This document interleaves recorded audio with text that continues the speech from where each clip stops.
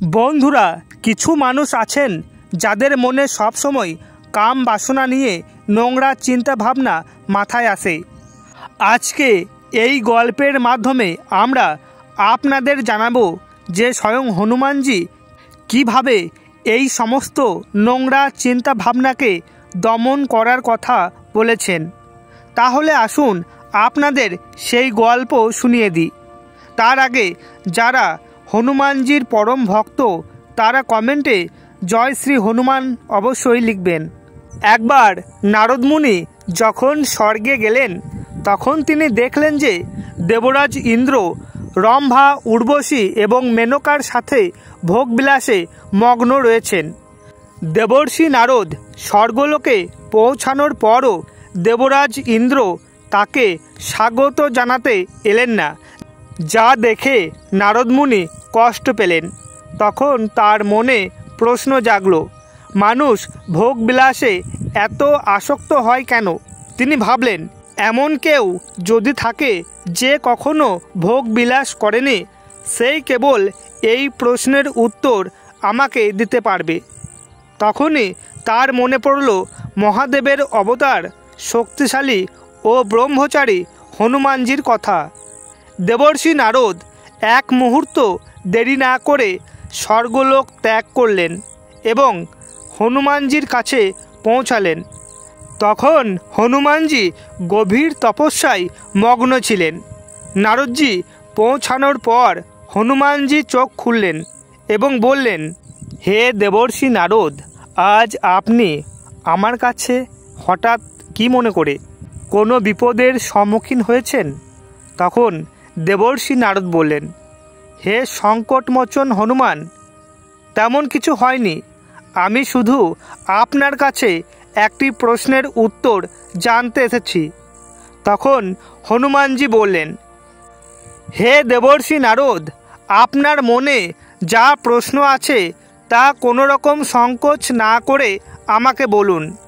নারদ মুনি বললেন, হে সংকটমোচন হনুমান, আপনি আজ পর্যন্ত কোনো নারীকেই স্পর্শ করেননি, কখনো ভোগবিলাসে লিপ্ত হননি।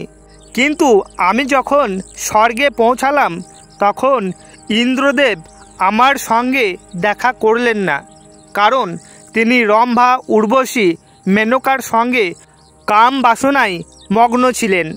তখন আমার মনে প্রশ্ন উঠল, মানুষের মনে কাম বাসনার চিন্তা কেন আসে আর কিভাবে এগুলো দমন করা যায়? তখন মহাবলী হনুমানজি বললেন, হে দেবর্ষি নারদ, যদি এটি আপনার প্রশ্ন হয়ে থাকে তবে এর উত্তর আপনাকে অবশ্যই দেব। কিন্তু তার আগে আমি আপনাকে একটি কাহিনী বলবো, যেটিকে আপনাকে শেষ পর্যন্ত শুনতে হবে। দেবর্ষি নারদ বললেন, ঠিক আছে, আমি সেই গল্প সম্পূর্ণ মনোযোগ সহকারে শুনব। আপনি দয়া করে গল্পটি বলতে শুরু করুন। এরপর হনুমানজি গল্প বলা শুরু করলেন। হনুমানজি বলেন, হে দেবর্ষি নারদ, একবার এক যুবক এক মহর্ষির কাছে এসে বলল, হে গুরুদেব, আমার মনে এত নোংরা চিন্তা ভাবনা কেন আসে? আমি চাই না যে আমার মনে এমন ধরনের চিন্তা আসুক, কিন্তু তার সত্ত্বেও আমার মনের মধ্যে কাম বাসনার চিন্তা উৎপন্ন হয়। আমি এই সব চিন্তা ভাবনা থেকে মুক্তি পেতে চাই। এই চিন্তাগুলো আমার সময় এবং শক্তি নষ্ট করে দিচ্ছে। আমি কখনো শান্তি পাই না এবং কোনো নারীকে দেখলেই মোহিত হয়ে যাই। আমি নিজেকে সংযত করে রাখতে পারি না। তখন মহর্ষি হাসলেন এবং যুবককে প্রশ্ন করলেন, তুমি কি জানো কাম বাসনা আসলে কি? যুবক উত্তর দিল, গুরুজি, আমি জানি না কাম বাসনা কি, তবে এইটুকু জানি যে এটি খুবই খারাপ একটি বিষয়।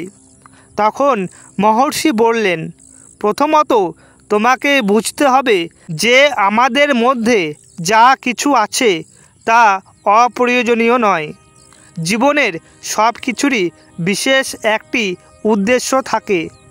কাম বাসনা কোনো খারাপ বিষয় নয়, এটি আমাদের মন ও শরীরের একটি স্বাভাবিক অনুভূতি, যা আমাদের অভাবের কথা মনে করিয়ে দেয় এবং সেই অভাব পূরণ করতে আমাদের আকৃষ্ট করে।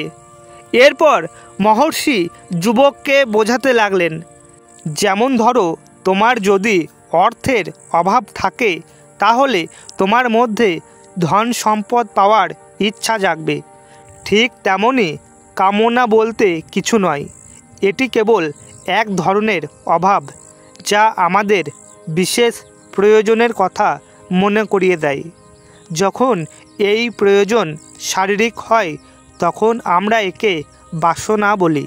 যুবক তখন বলল, গুরুজি, এখন আমি বুঝতে পারলাম কামনা বাসনার প্রকৃত অর্থ কী। গুরুদেব, এটি কোথা থেকে আসে এবং এটি কিভাবে জন্মায়? মহর্ষি তখন যুবককে উত্তর দিলেন, কামনা বাসনা কোথাও থেকে আসে না, এটি আমাদের ভিতরেই থাকে। আর এটি থাকা প্রয়োজন, কারণ এর মাধ্যমেই মানবজাতির বিস্তার ঘটে। যুবক আবার প্রশ্ন করল, এটি যদি আমাদের ভিতরে থাকে এবং এটি যদি প্রয়োজনীয় হয় তাহলে মানুষ একে কেন খারাপ বলে? তখন মহর্ষি বললেন, এটাই তো সমস্যা। মানুষ কাম বাসনাকে ভুলভাবে বোঝে এবং এটিকে দমন করা বা লুকানোর চেষ্টা করে। কাম বাসনা কোনো খারাপ জিনিস নয়, বরং কাম বাসনাকে ভুলভাবে মানুষ ব্যবহার করে। মানুষ যার প্রতি প্রেম করে তাকে পাওয়াটা জীবনের প্রধান লক্ষ্য বানিয়ে ফেলে এবং সারাক্ষণ তার কথাই ভাবে। এটাই তো ভুল। এরপর মহর্ষি বললেন, হে যুবক, তুমি কি জানো পশুদের মধ্যেও কাম বাসনা থাকে? যুবক উত্তর দিল, হ্যাঁ গুরুজি, পশুদের মধ্যেও কাম বাসনা থাকে, কারণ তারা নিজেদের বংশ বিস্তারের জন্য স্ত্রী সঙ্গ করে। তখন মহর্ষি বললেন, তাহলে বলো, আমরা পশুদের কাম বাসনাকে ভুল কেন বলি না? যুবক বলল, গুরুজি, আমি এর উত্তর জানি না, দয়া করে আপনি আমাকে বলুন। তখন মহর্ষি বললেন, পশুরা তাদের কাম বাসনার ব্যবহার আনন্দ পাওয়ার জন্য করে না, তারা নিজেদের বংশ বিস্তারের জন্য স্ত্রী সঙ্গ করে। তখন মহর্ষি বললেন, তাহলে তাদের এতটা বুদ্ধি দেয়নি যে তারা এটিকে নিজের সুখের মাধ্যম বানিয়ে ফেলবে। মানুষ তার বুদ্ধিতে প্রকৃতির প্রতিটি উপাদানকে নিজের সুখের জন্য ব্যবহার করে। আমরা মানুষরাই কাম বাসনাকে কেবলমাত্র আনন্দ লাভের একটি মাধ্যম বানিয়ে ফেলেছি, কিন্তু প্রকৃতি আমাদের এই অনুভূতি দিয়েছিল শুধুমাত্র বংশ বিস্তারের জন্য, সুখ লাভের জন্য নয়। অথচ অধিকাংশ মানুষ এটিকে জীবনের চূড়ান্ত লক্ষ্য বানিয়ে ফেলেছে। তারপর যুবক জিজ্ঞাসা করল, হে মহাত্মা, তাহলে কাম বাসনা আমাদের ওপর এতটা প্রভাব বিস্তার করে কেন? এটা বারবার আমাদের মনে কেন আসে? মহর্ষি বললেন, ঠিক আছে, এবার আমি তোমাকে একটি গল্প বলবো, সেটি মনোযোগ দিয়ে শোনো, তাহলে তুমি তোমার সমস্ত প্রশ্নের উত্তর পেয়ে যাবে। যুবক বলল, ঠিক আছে গুরুদেব, আমি সম্পূর্ণ মনোযোগ দিয়ে শুনব। তখন মহর্ষি যুবককে বলতে লাগলেন, একবার এক আশ্রমে এক গুরুদেব ও তার শিষ্যরা বাস করত। প্রতিদিন আশ্রমের শিষ্যরা আশ্রমের বাইরে রজতপুর নামে একটি গ্রামে ভিক্ষা করতে যেত। ওই আশ্রমের এক শিষ্য প্রতিদিন যে গ্রামে ভিক্ষা নিতে যেত তার পথে একটি নদী ছিল। একদিন সে দেখল এক যুবক একটি গাছের আড়ালে লুকিয়ে আছে। শিষ্য সেই যুবকের কাছে গিয়ে জিজ্ঞাসা করল, ভাই, তুমি গাছের আড়ালে লুকিয়ে কি দেখছো? গাছের পিছনে থাকা যুবক বলল, তোর চোখে কি কিছুই পড়ছে না? আমি কি দেখছি তা তুই বুঝতে পারছিস না? শিষ্য তখন নদীর দিকে তাকিয়ে দেখল সেখানে কিছু যুবতী নদী থেকে জল সংগ্রহ করছিল। শিষ্য তখন বলল, ভাই, ওখানে তো কিছু মেয়েরা জল নিয়ে যাচ্ছে, এতে লুকিয়ে দেখার কি আছে? তখন সেই যুবক উত্তেজিত হয়ে বলল, ওরে পাগল, ঠিক করে দেখ, কি সুন্দরভাবে ওরা ওই নদী থেকে জল তুলছে।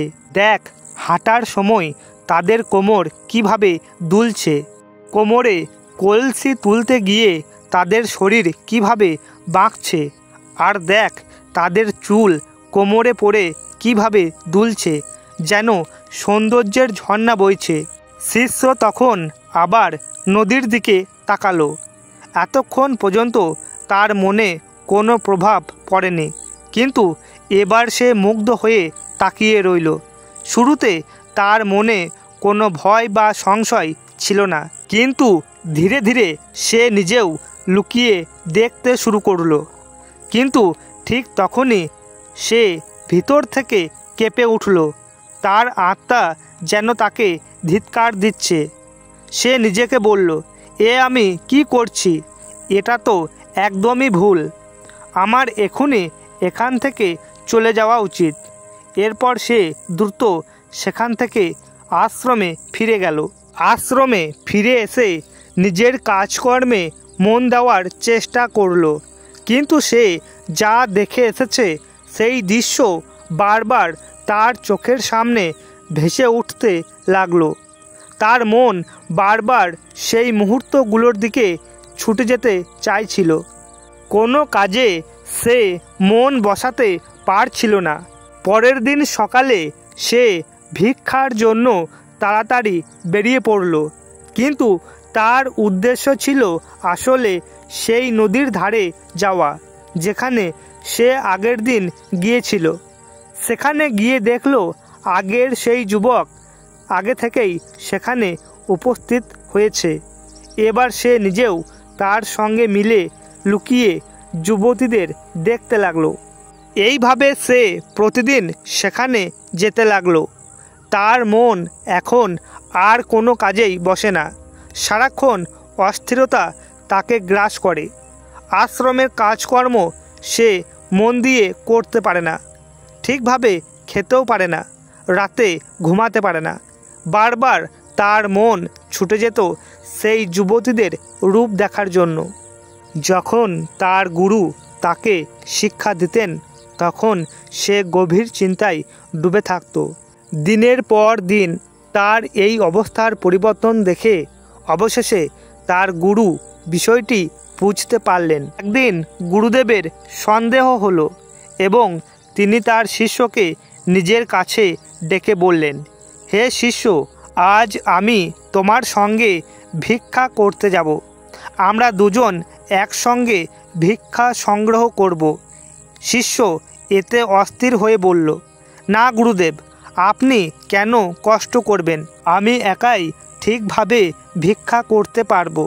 গুরুদেব হেসে বললেন, ঠিক আছে, তুমি একাই যাও। যেই না গুরুদেব এই কথা বললেন, শিষ্য দ্রুত আশ্রম থেকে বেরিয়ে গেল। কিন্তু সে বুঝতে পারেনি যে গুরুদেব তাকে অনুসরণ করছেন। তিনি দেখতে চান যে তার শিষ্য কোথায় যায়, কার সঙ্গে মেশে আর কি করে। কিছু দূর যাওয়ার পর গুরুদেব দেখলেন তার শিষ্য এক যুবকের সঙ্গে গাছের আড়ালে লুকিয়ে আছে। যা দেখার জন্য তাকে লুকিয়ে থাকতে হচ্ছে।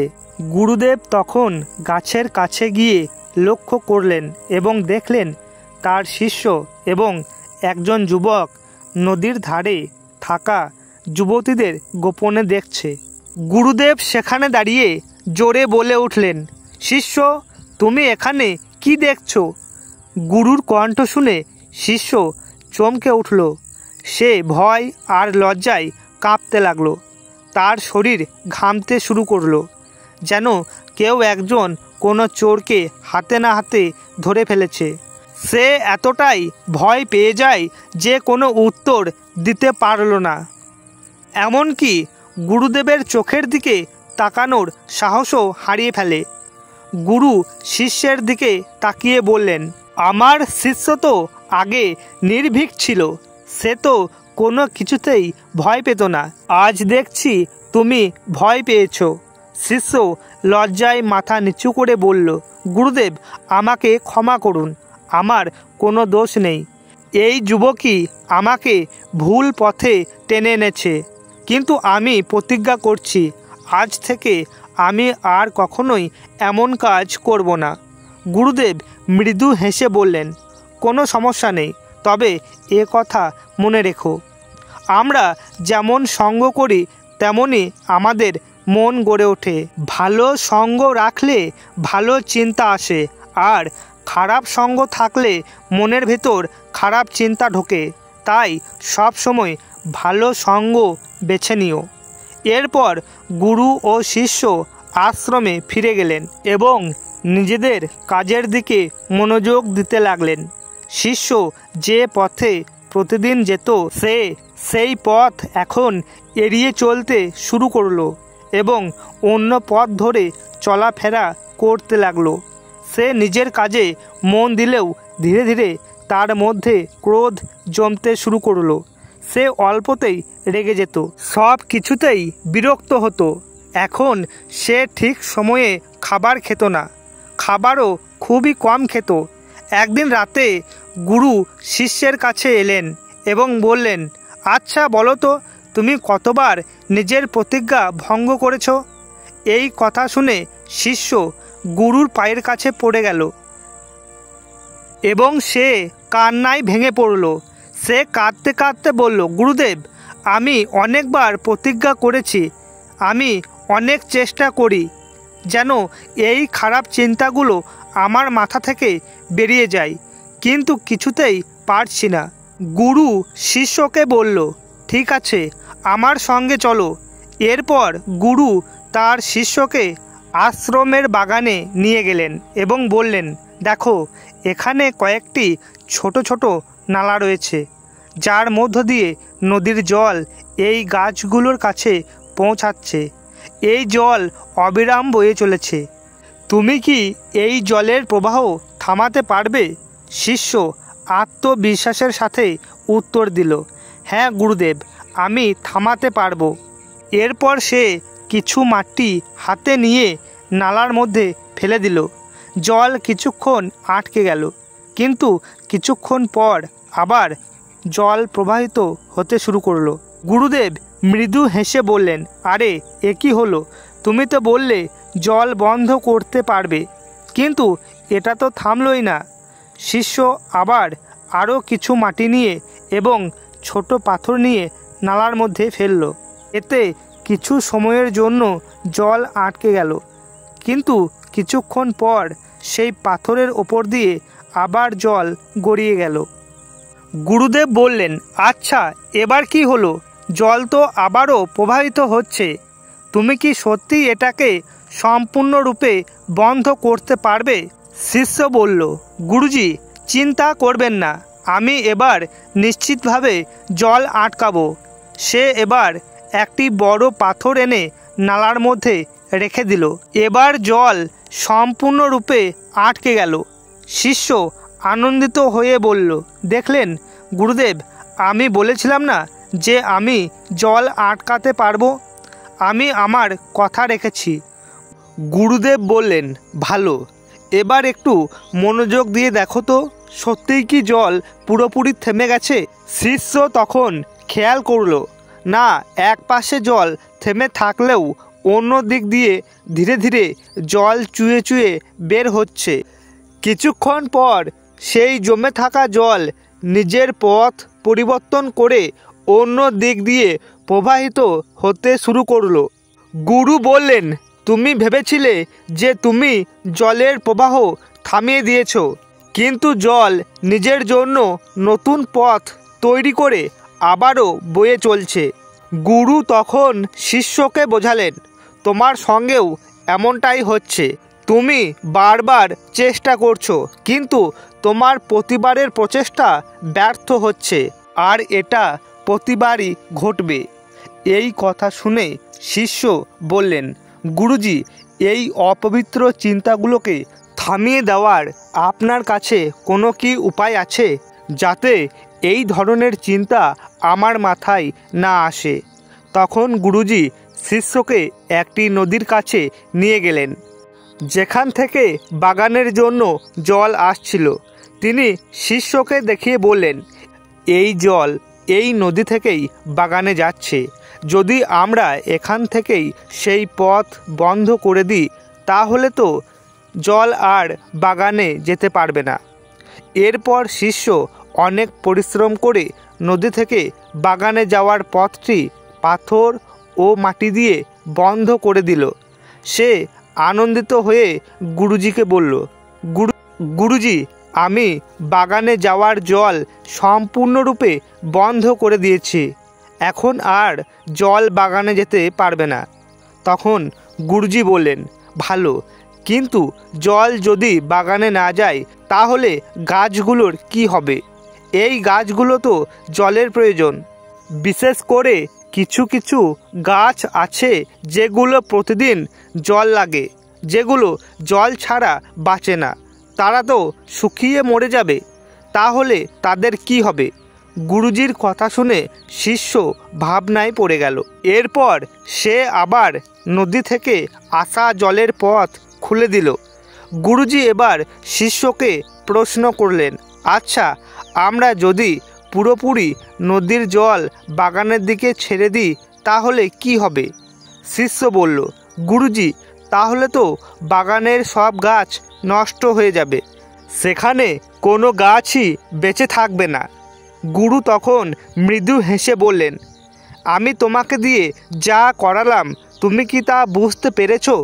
তুমি কি উপলব্ধি করতে পেরেছো যে আমাদের কোনো কিছুই সম্পূর্ণরূপে থামানো উচিত নয়, বরং সব কিছুর মাঝে ভারসাম্য বজায় রাখা উচিত? কম জল পেলেও গাছ নষ্ট হয়, আবার বেশি জল পেলেও গাছ নষ্ট হয়। আমাদের জীবনও ঠিক এমনই। এটি কেবলমাত্র ভারসাম্যের মাধ্যমে টিকে থাকে। এরপর গুরুজি শিষ্যকে বললেন, আচ্ছা, যদি আমি তোমাকে বলি তুমি একদমই আমের কথা চিন্তা করো না, তাহলে তোমার মনে প্রথমেই কোন ছবি ফুটে উঠবে? শিষ্য বলল, গুরুজি, আমার মনে সবার আগে আমের ছবি ভেসে উঠবে। গুরুজি তখন বললেন, দেখলে, যখন আমরা কোনো কিছু চিন্তা করতে মানা করি, তখন সেটাই আমাদের মনে আরও শক্তভাবে জায়গা করে নেয়।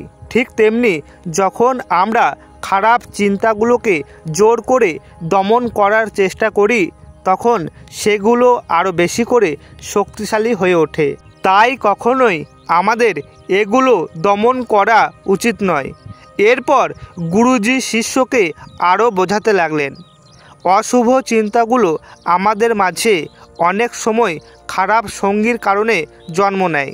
অনেক সময় আমাদের মধ্যে কামনা বাসনার প্রবণতা থাকে না, কিন্তু অশ্লীল বা নীতিহীন লোকের সংস্পর্শে এসে এগুলো আমাদের মনে গভীরভাবে প্রভাব ফেলে। তখন শিষ্য মাথা নিচু করে বলল, গুরুদেব, আপনি সম্পূর্ণ সত্য বলেছেন। আমি আমার সঠিক পথ থেকে বিচ্যুত হয়ে গিয়েছিলাম। এরপর সেই শিষ্য সেদিন রাতে গভীর শান্তিতে ঘুমালো। পরদিন সে মনোযোগ সহকারে তার সমস্ত কাজ করল এবং সকাল হলে সে ভিক্ষা নিতে আবারও সেই পথে চলে গেল। যেখানে প্রতিদিনের মতোই আজও সেই যুবক গাছের আড়ালে লুকিয়ে তরুণীদের দেখছিল। শিষ্য নদীর কাছে পৌঁছালো, যেখানে মেয়েরা জল নিচ্ছিল। সে তাদের কাছে জল চাইলে তাদের একজন তাকে জল দিল। জল পান করার পর শিষ্য সেই নারীর চরণ স্পর্শ করল। তিনি শিষ্যকে আশীর্বাদ করলেন, তোমার মঙ্গল হোক। এই আশীর্বাদ পেয়ে শিষ্যর মনে একটি অদ্ভুত ইতিবাচক শক্তি ভরে গেল। তার মুখে একটি শান্তির হাসি ফুটে উঠল। সে যেন জীবনের কোনো হারানো মূল্যবান বস্তু আবারও ফিরে পেয়েছে। সে আনন্দ চিত্তে নিজের পথে চলতে শুরু করলো। ঠিক তখনই পিছন থেকে সেই যুবক এসে হাজির হলো। সেই যুবক প্রতিদিনের মতো আজও সেই গাছের আড়ালে লুকিয়েছিল। সে শিষ্যর কাছে এসে বলল, আরে ভাই, আজকে তুমি সুন্দরীদের কাছে থেকে দর্শন করে এলে, তুমি তো আমাকেও ছাড়িয়ে গেলে। শিষ্য তখন শান্তভাবে বলল, আমরা সারা জীবনই শুধু অন্যদের দর্শন করতে ব্যস্ত থাকি, কিন্তু কখনো নিজের দর্শন করি না। তুমি আর কতদিন এই গাছের আড়ালে লুকিয়ে থাকবে? যদি কাউকে সত্যিই পছন্দ করো তবে তাকে জানিয়ে দাও। যদি সেও তোমাকে পছন্দ করে তাহলে বিয়ে করে নাও। তার আগে নিজে কিছু করো, নিজের আসল পরিচয় খুঁজে বের করো। এইভাবে সময় নষ্ট করো না। এরপর থেকে সেই যুবক প্রতিদিন শিষ্যের সঙ্গে দেখা করতে আসতো। ধীরে ধীরে সেও নদীতে যাওয়া বন্ধ করে দিল এবং নিজের জীবনে কিছু অর্জন করার জন্য সংগ্রাম করতে শুরু করলো। এইভাবে এক মহর্ষির জ্ঞান একজন পথ হারিয়ে ফেলা যুবককে সঠিক পথ দেখালো, আর এক গুরু তার শিষ্যর মন থেকে কামনা বাসনার মোহ দূর করে দিলেন। এরপর মহাবলী বজরংবলী হনুমান বললেন, হে দেবর্ষি নারদ, এখন নিশ্চয়ই তুমি সব কিছুই বুঝতে পেরেছ যে একজন মানুষকে কামনা বাসনা এবং অশুদ্ধ চিন্তা থেকে রক্ষা পাওয়ার জন্য কি করা উচিত। দেবর্ষি নারদ উত্তর দিলেন, হ্যাঁ হনুমান, আমি এখন আপনার সমস্ত কথা সম্পূর্ণরূপে বুঝে গেছি। তো বন্ধুরা, সঙ্গ পরিবর্তন করো। তোমার চিন্তা ভাবনা এমনিতেই পরিবর্তন হয়ে যাবে। যখন তোমার মনে খারাপ চিন্তা আসবে তখন নিজেকে দোষারোপ করো না, বরং সেই চিন্তাগুলোর মধ্যে ভারসাম্য আনতে শেখো এবং নিজেকে চিনতে চেষ্টা করো। তো বন্ধুরা, আপনাদের এই গল্পটি কেমন লাগলো অবশ্যই কমেন্টের মাধ্যমে জানাতে ভুলবেন না। এবং আপনারা যদি আমাদের এই চ্যানেলে নতুন হয়ে থাকেন তাহলে চ্যানেলটিকে সাবস্ক্রাইব করতে ভুলবেন না।